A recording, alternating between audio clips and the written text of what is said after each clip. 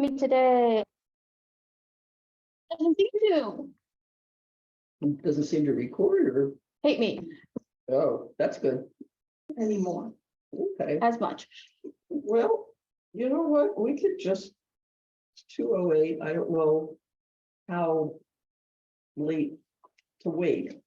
I think we're good. It's being Okay. recorded. Since we're recording, people can go back and catch up, and I'll just start with some history. To introduce myself, I'm Yseult of Broceliande, mundanely known as Pam Perryman, and I've been playing SCA since 1982, so that's a long time. I'm a Palo, a Laurel, a Lion, a volunteer, but mostly I'm a geek.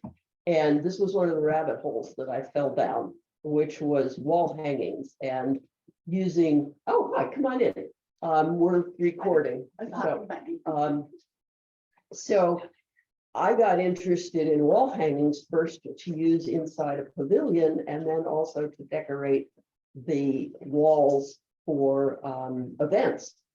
So I did a little research, and the earliest documented non-religious frescoes that we have date the late 12th century or the early 13th century, based on the style of the clothing and armaments that are portrayed. It's in southern Germany, and they're non-religious frescoes that illustrate scenes out of one of the Arthurian romances, Yvain. And it's in a modest sized room with a couple of windows. You know, it wasn't like the Great Hall, it was just in a little room.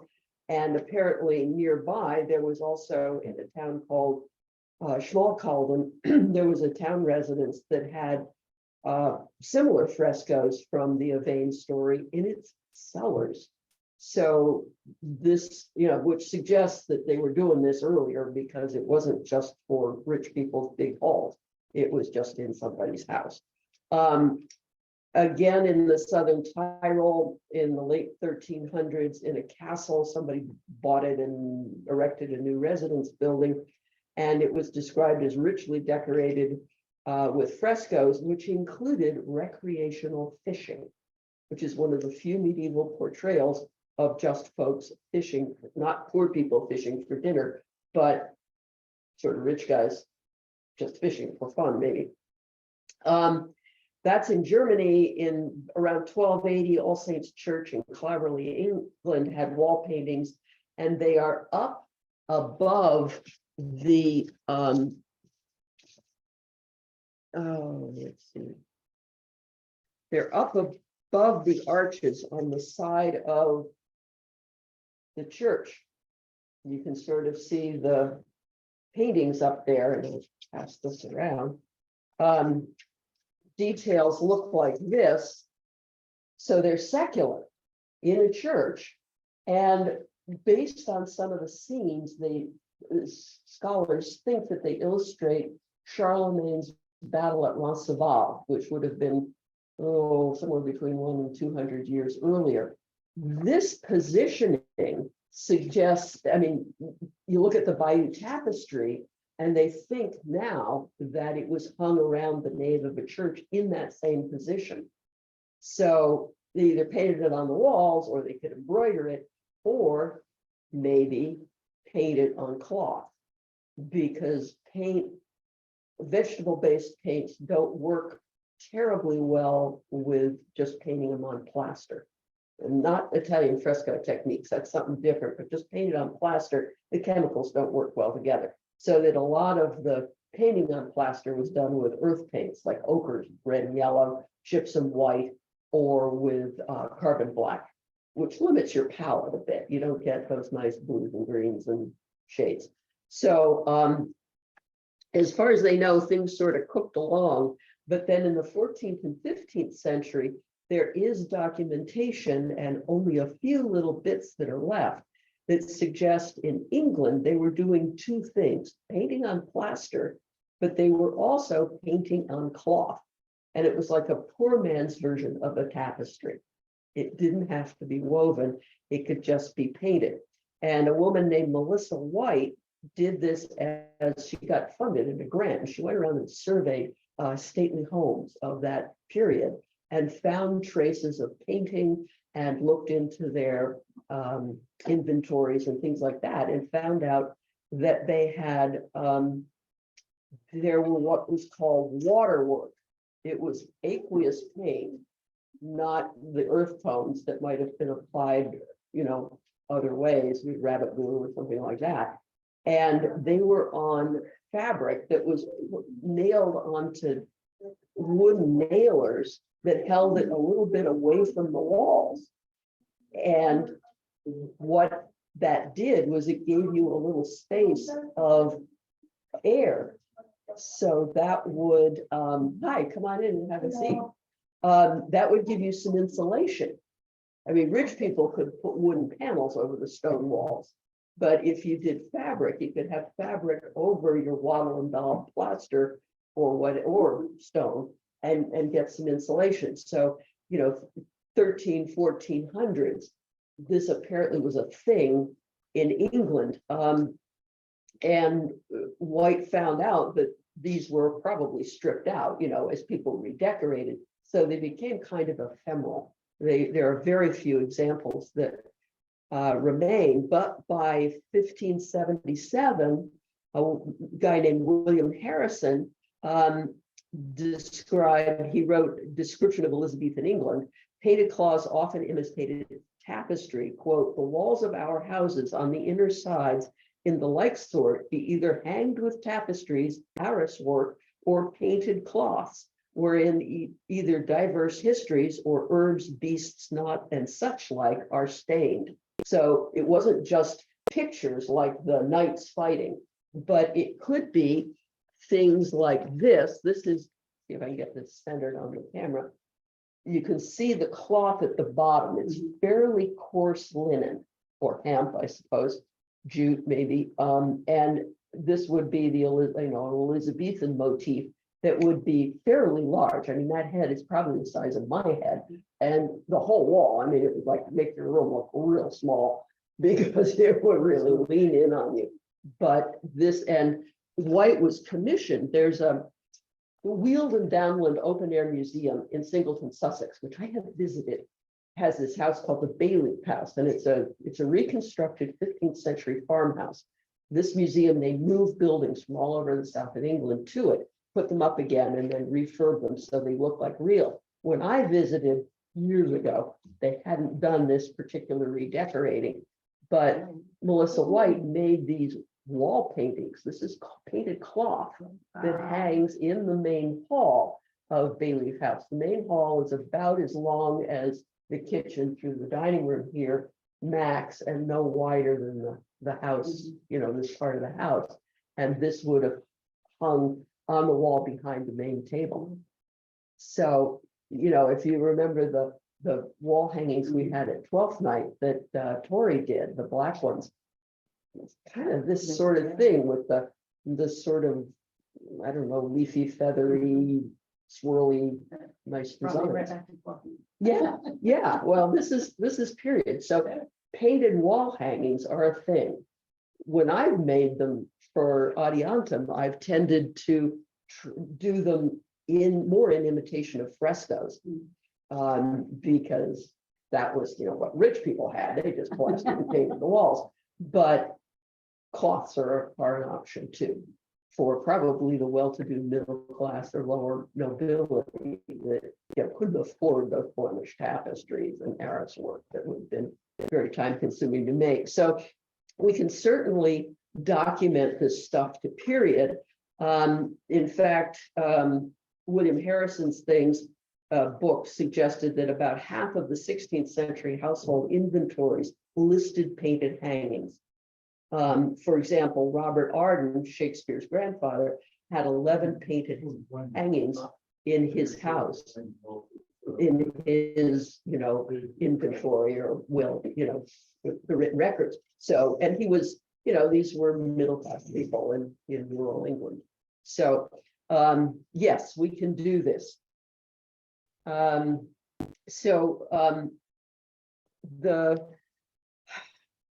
It's one of those rabbit holes. It's not well documented. The Courtauld Institute or Gallery in London, a decade ago had a 2-day conference entitled European Painted Cloths 1400 to 2000, Pageantry, Ceremony, Theater, and Domestic. You can buy it on the internet for $123, but which I haven't. But it was a conference where people were presenting papers, and I'm still trying to track down and see if some of the papers have been published by their writers, where they would have been used, how they would have been painted, what the paints were, all that kind of stuff. But that's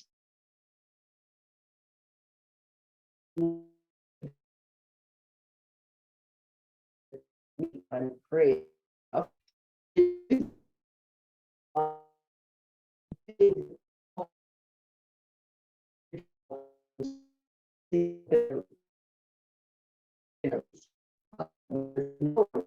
This is at 12 in the plunge pool there. This is the one that I made for 12th night. I made 2 of these. This is what you can put that hanging here in the room. This is a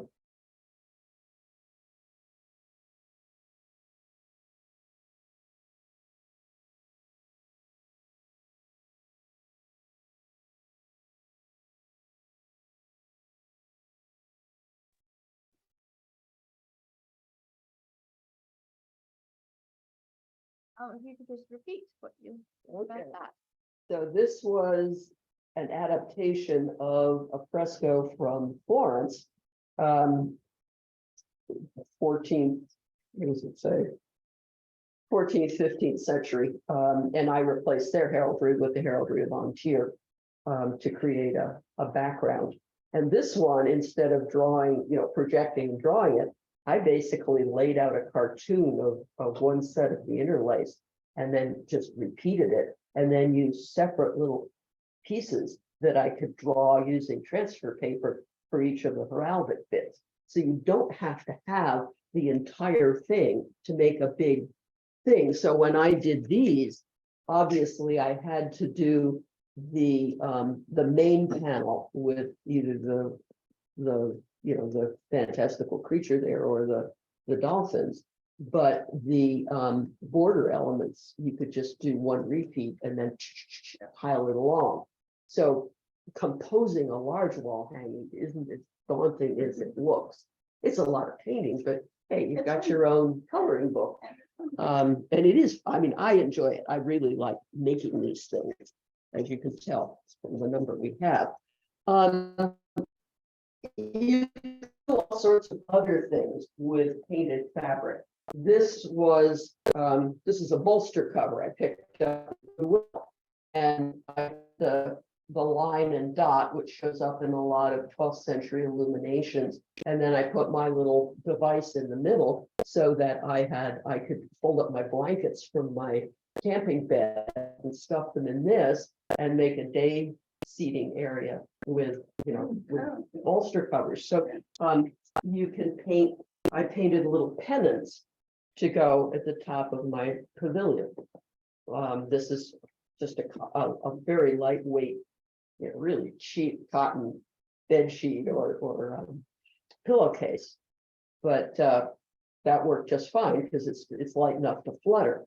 I also tried, and this was back in the 80s, I tried using acrylic paint on silk, and while it looks nice, this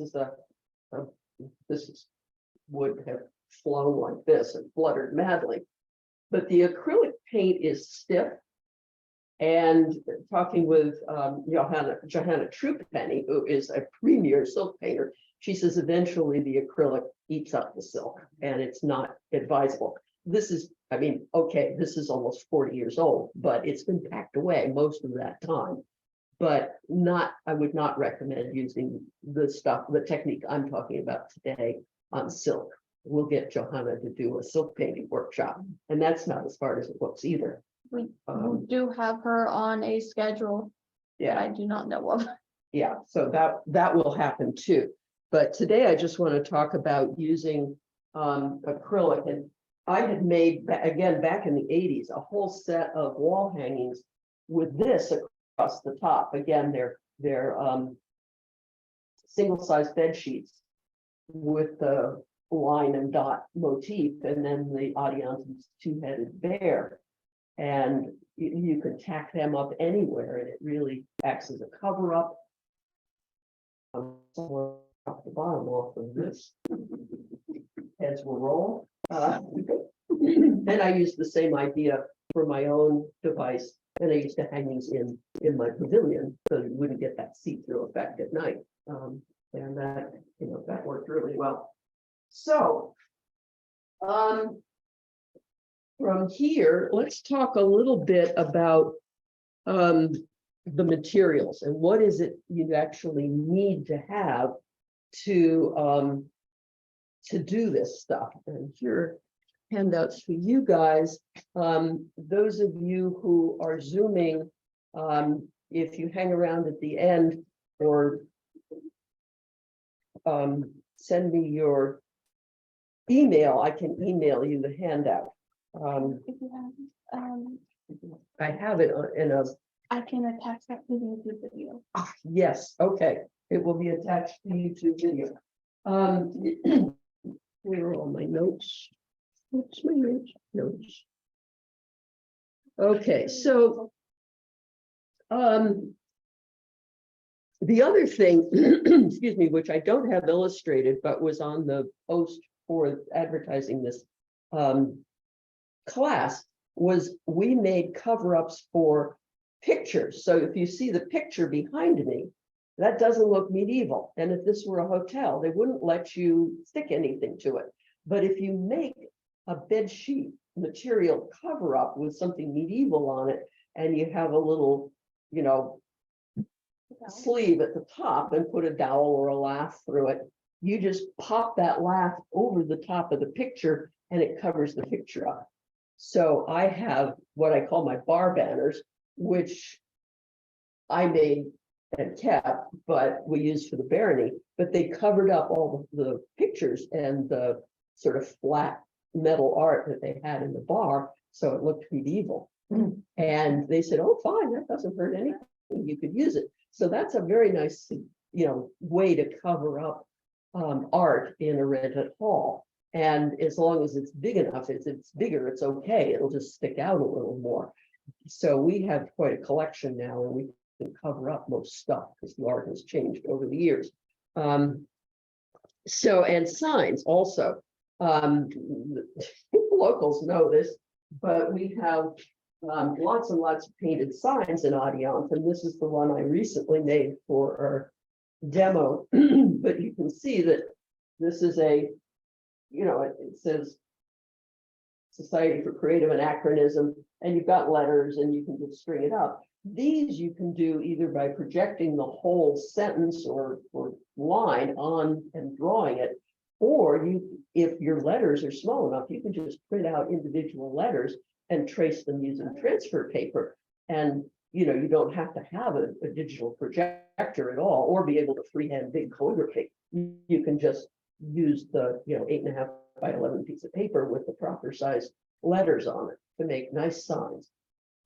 Pillowcases done sideways are the perfect size to fit over campaign lawn signs, 25 inches wide. You sew up the pillowcase opening and you open up one side of it.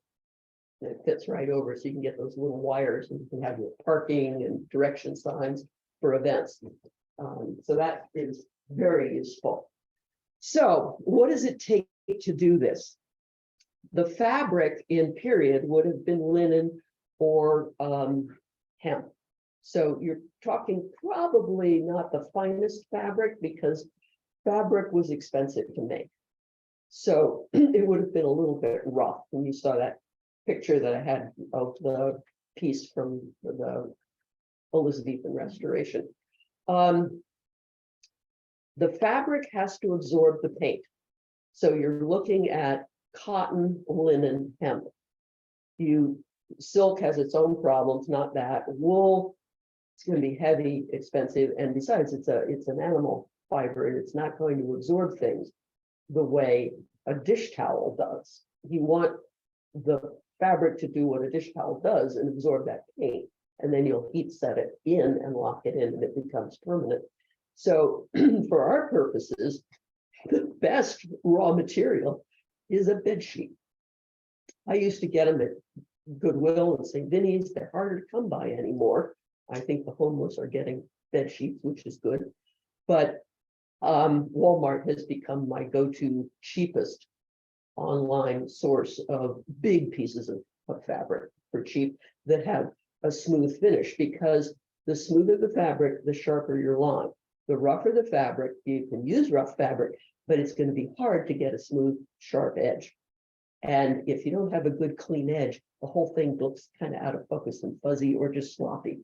You know, and that's, you can get away with a lot of messiness in the infill if your edges are clean, because it reads well. So cotton bed sheets, I've used poly cotton, 60-40s, pretty good cotton, 60%. If you don't want to use the new microfiber sheets because they're not going to absorb, they're plastic, the paint will sit on top.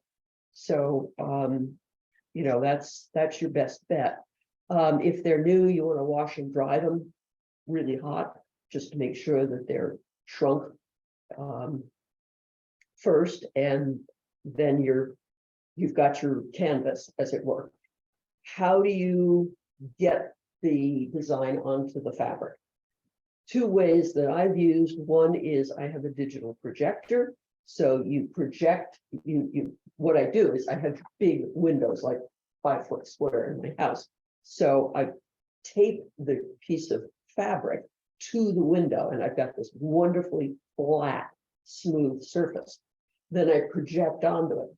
You can't do it in the daytime because if there's a lot of light coming in, you can't see your projection. So I either do it at night or I hang something outside, you know, like a tarp over the window. And it just needs to darken it enough so that you can see your projection. You don't need a great picture, but you just need to see where your edges and necessary details are.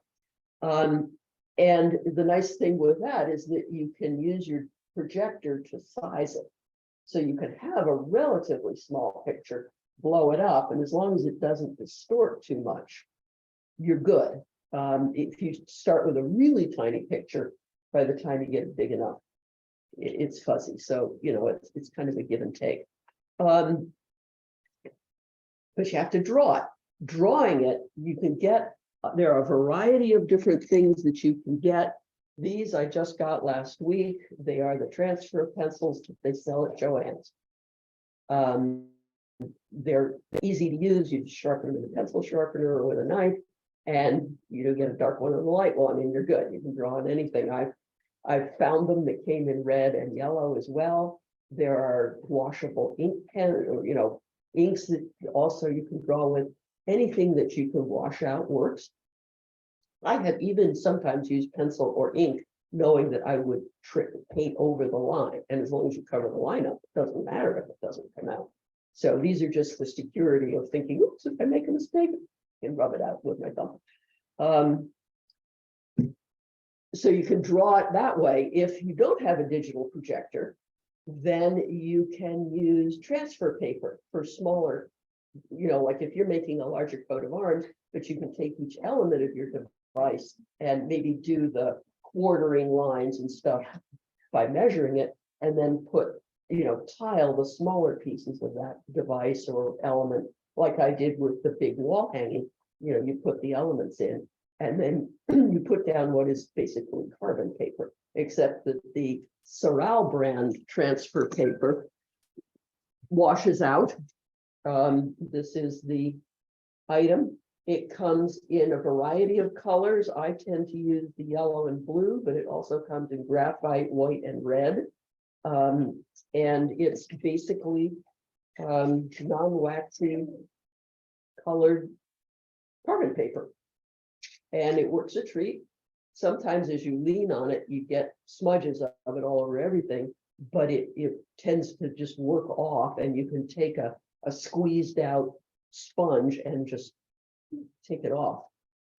Worst case, after you've heat set it, you just throw it in the washer and wash it out. But I've not had any trouble with it showing. It works very well. It comes in fairly long strips. I suspect the last box I bought did not transfer very well, and I think it might have been old.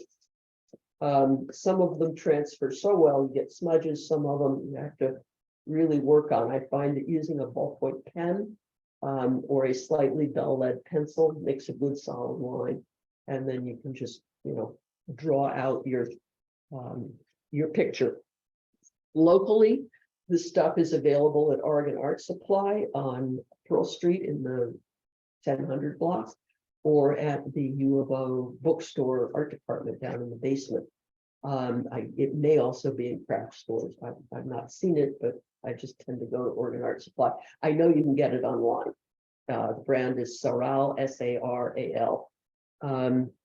I've not seen any others. This one seems to be the dominant brand. There may be others. So you've got your design transferred to your fabric. Paint. What you want to use is acrylic paint. Acrylic paint will absorb into the porous fabric, the cotton or the linen, and it will be able to be heat set. I have used craft paint. My favorite brand is Delta Ceramcoat. There's a whole line of them. They're available online, and you can find them at Michael's, at Joann's, a bunch of different places. There are other brands, Apple Barrel, Folk Art. I found that the Ceramcoat is thicker and therefore covers better, especially if you're using, like I tend to, dark colors as your background. Then you need a fairly opaque paint. Sometimes I've had to overcoat with, well, they changed the formula for their gold metallics, and for a while I had to double coat everything that I wanted gold. That now they've got one out that's better. It's not as good as what they used to have, but it's kind of halfway back to what I'd like to see it. I have also used Benjamin Moore of the house paint companies, I think still does, has 100% acrylic house paint. I used that on my pavilion. It was cotton duck I got from Eugene Canvas back when they were still in business, and I just painted on that. I spread it out in the backyard. I slid a folded up card table under it, so I had a hard surface under it. I painted, and then when it dried, I put the card table under it and put my iron on a long extension cord and heat set it. And it has stood up beautifully. But you want decent quality acrylic paint. Some of the cheaper craft acrylics get a little thin and they look washed out and you'd have to double coat. For me, it's not that much more expensive. So I've liked the Ceramcoat. Now you have to think about, do you want this to hang stiffly like it's a fresco, or hold up stiffly like as a sign so that it's not all fluttery? Or do you want it to flutter if you're painting lightweight cotton, say, for a banner? There is a thing called textile medium or fabric medium, and that comes in various brands. Ceramcoat, of course, makes their own one. This is Deco Art. But what they do is they make the paint not dry stiff. And you just follow directions on the particular brand on the bottle. I've occasionally done this. Most of what I've done is been designed to be flat, so I want the stiffness. But you could even paint garments if you wanted with this. I think they make it for t-shirt painting. So that's an option. You can have it supple, or you can have it stiff. The brushes, will come back to heat setting. The brushes that I use, I tend to prefer the flat brushes. And when you look at them, they often say bright as the name. I think the first few times that you buy brushes, until you learn what it is you like to use, you're better off buying them in person rather than on the internet, because you can actually see what you've got. and the feel of it. The ones that I have here, the brand that I tend to like is called Connoisseur, and they have a very long handle, and I just break it off. I guess it's for people who want to stand back and be artistic. I want to paint up close, so I just break them or cut them off where I like. But the flatness gives you a couple of options for doing edges. You can paint an edge where you paint along with the brush itself. I like to do it along painting this way. I feel like I have better control and better paint flow, and the flat brush is good for that. If you already paint and like rounder brushes, whatever works for you. But I would suggest that you try these because you can get a whole range of widths, so that you can do fill in the middle, you can do various sizes of edges, and I always have one or two of these really tiny ones for touching up hoofs and things like that. The nice thing with this is, especially if you are using a colored sheet background, if you mix some paint that's the color of your sheet, you can always just paint over and dry and repaint. It's not like silk painting where you kind of do it and that's it, it's done. This is a little more forgiving. When you paint, you want to use just a little bit, because if you leave your bottle open, the paint will tend to dry out because the water will evaporate and it'll get thicker. You can thin paint, acrylic paint with a little bit of water. It is water soluble, it cleans up in water. So if you spill it or get it all over you, soap and water, dish soap works just fine. But I use a little palette or a lid from a yogurt container or something, so that I can put out a little, use it, and by the time it's drying out, I just add a little more, and it never gets. The thing that you want to watch for, I don't know whether this will show up online, you see how thick this brush is. It started life being nice and thin like this one, but if you get paint that builds up in the brushes, and it doesn't get washed out, it will dry and it will spread the brushes and you'll lose the edge. You'll get a wide thing. So as you're working, if you find that your brush is getting a little dry, it's good to just run to a sink, wash it, shake it out, dry it on a cloth, and then pick up again. It only takes about a minute to do that, but it will prolong the life of the brush quite a bit. Until I figured that out, I was losing brushes. I thought, why am I buying so many brushes? No, because I wasn't painting smart. Let's see. Okay, heat setting. Once you've got it all painted, then you heat set it. And you can do this two ways. You can do it with an iron and a pressing cloth.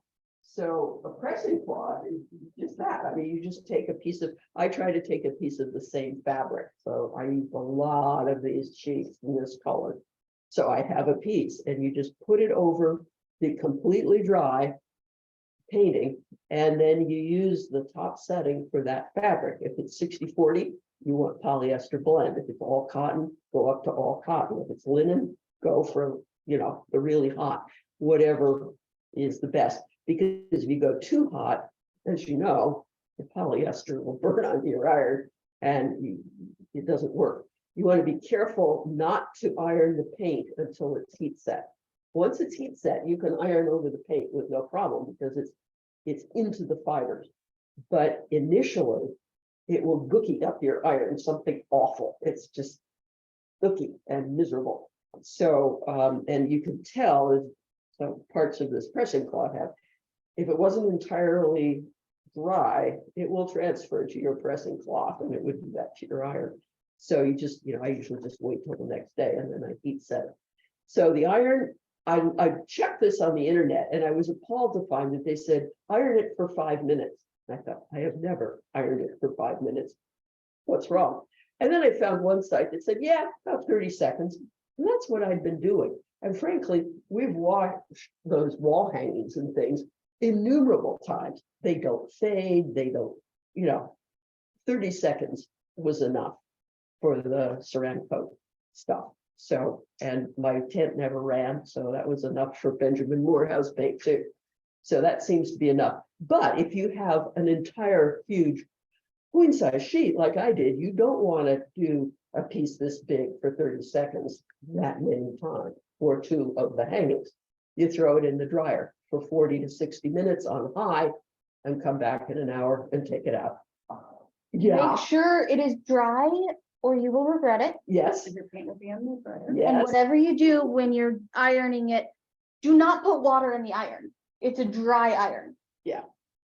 Don't, yeah, because then you're gonna, you know. don't steam it. No, the whole point is to dry the paint out and make it adhere to the fibers. So, but the finding out about using the dryer was like, yes, Just make sure it's super dry because you can end up with paint in the dryer. yeah. I But had a if you teacher who wait, did that. wait a day or two, you're fine, you know, you just. Not a problem. So once you've got it heat set, you're good to go. If you take it out of the dryer and it's rumpled, iron it. If you're really fussy, iron it on the back side. Iron mine on the front side, no problem. Once it's set, it's set. It's part of the fabric. To store them, whenever you have a painted fabric, you want to, if you're rolling it or God forbid folding it, you want the paint side out, because if it won't crack as much. If you fold it with the paint side in, you've got a knife edge and you're more likely to crack the paint. Oh, welcome, Johanna. So what I've done, especially for the large wall hangings, and I will come back in a minute and talk about fabric paint as opposed to acrylic paint, which is a whole other thing. But what I've done is you go to a flooring store where they sell rugs or sheet vinyl, and you say, what are you doing with your old cores? And I will see if I can make this show up on the video.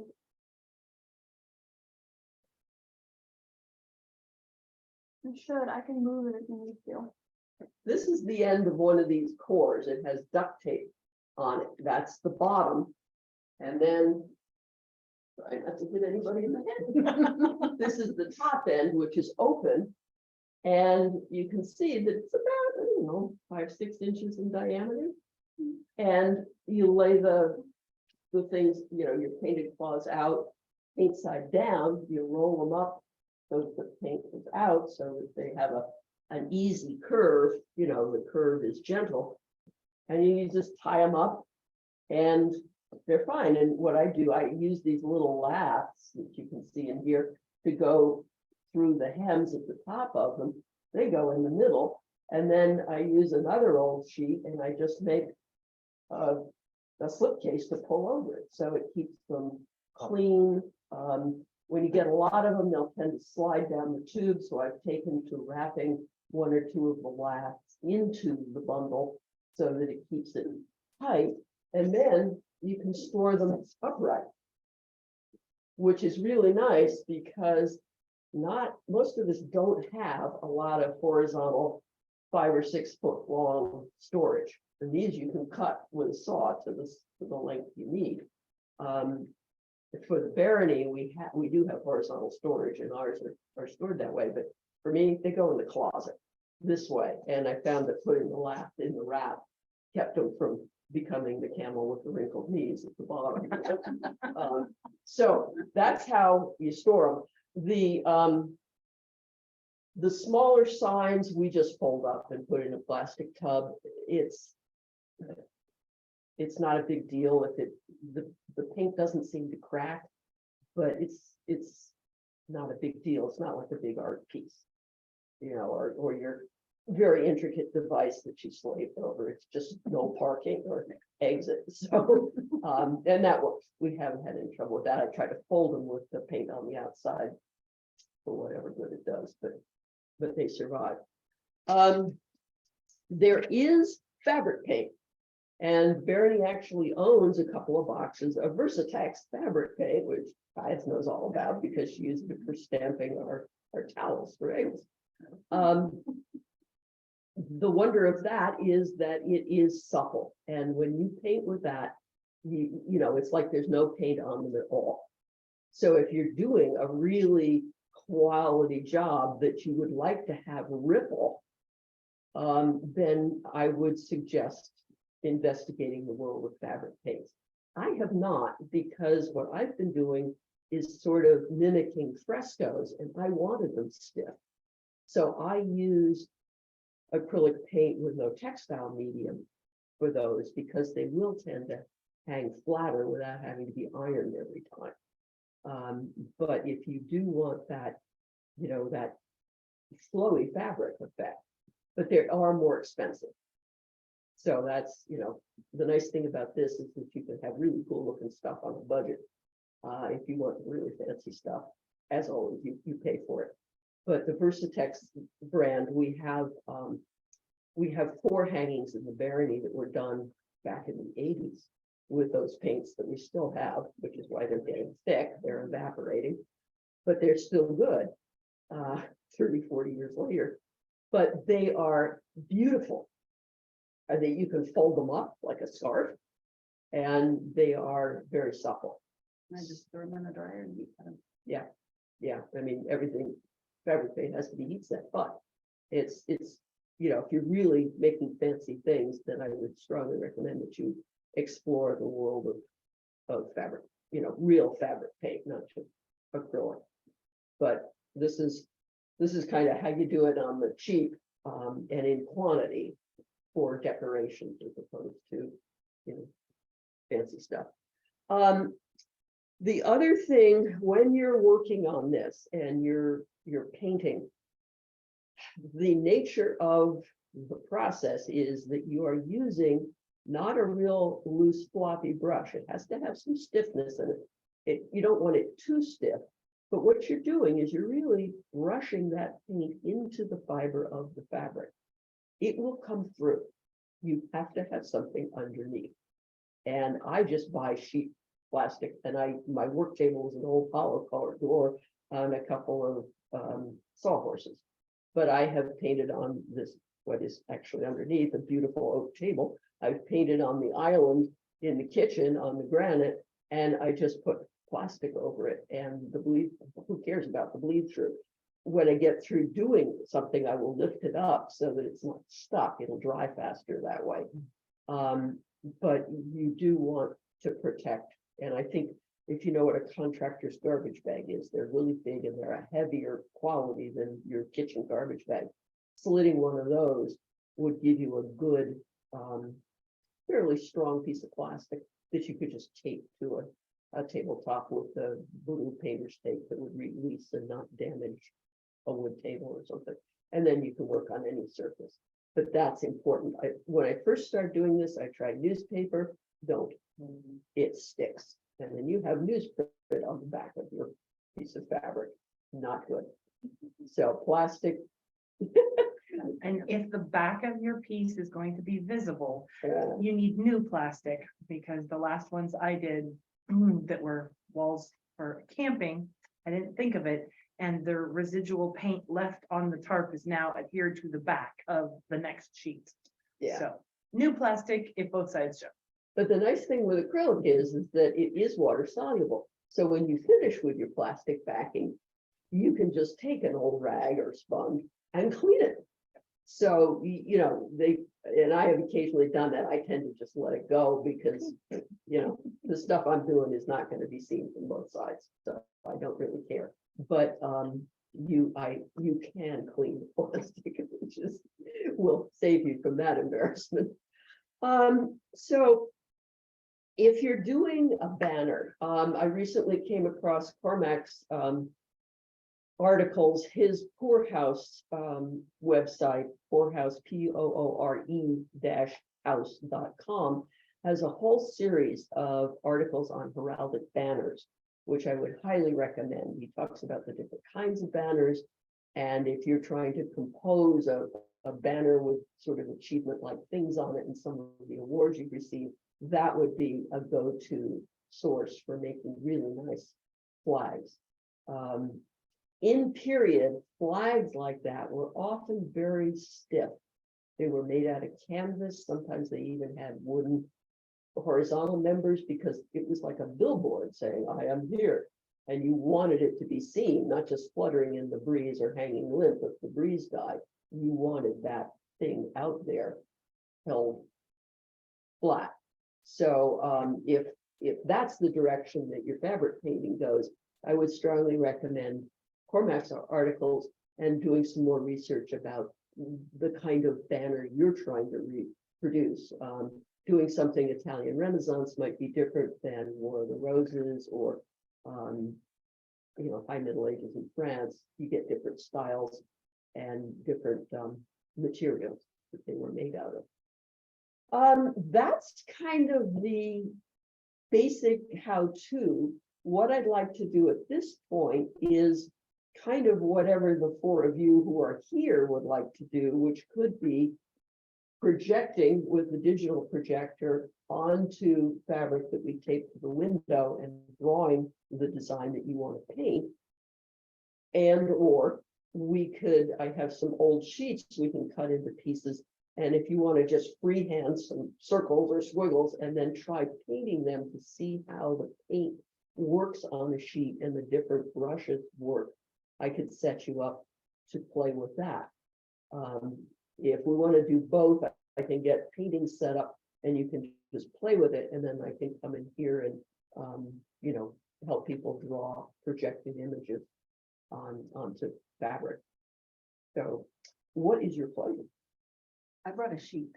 So you're ready to trace something. I In have. that case, a hazard sheet Woohoo. has that. You're just here to see what it's all about. Yes. And Johanna is a resident expert on silk painting, and she will be doing a class at a later date on how to do silk banners and the stuff that she does, which is so much fun watching that go on in this silk. Yes, I love what. magic. The flow is amazing. Mhm. Yeah. Sometimes I forget to keep going. More. We'll make a hard line if you don't keep moving. Oh, yeah. Okay, then it's for hand painted. Right. So, those of you online, any questions that you have, anything else you'd like to know about? The hands-on part will be much harder to film.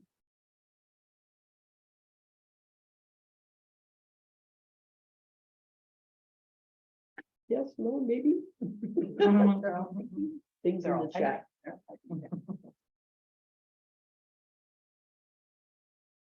So someone said they'll be experimenting, that one. Okay, They said they won't stay for this half, but they'll use, and this one said they're good. So then they gave the email. okay, and I can email you the handout. I will be posting the handout underneath in the description for the YouTube video when I get that posted. And we'll post info about the YouTube video on the On the event. audience and chat group. It'll And, probably be under the event and then. and get the, the oh, that's right, on the event, and then you can go to the little event and grab it there. Anything else? I don't think so. I think everyone is good. Okay, well, thank you for tuning in. And feel free to contact me if you have questions. Mhm. Should I close this down? Yeah. Okay, can I close am it. going to end the. Thank you for the class. Oh, you're very welcome. I'm going to end this and we will post the. The handout and the other information as soon as we get a chance, as soon as I remember to write down the, All right, yeah. somebody's email. You got that? Yeah. I'm gonna stop the recording.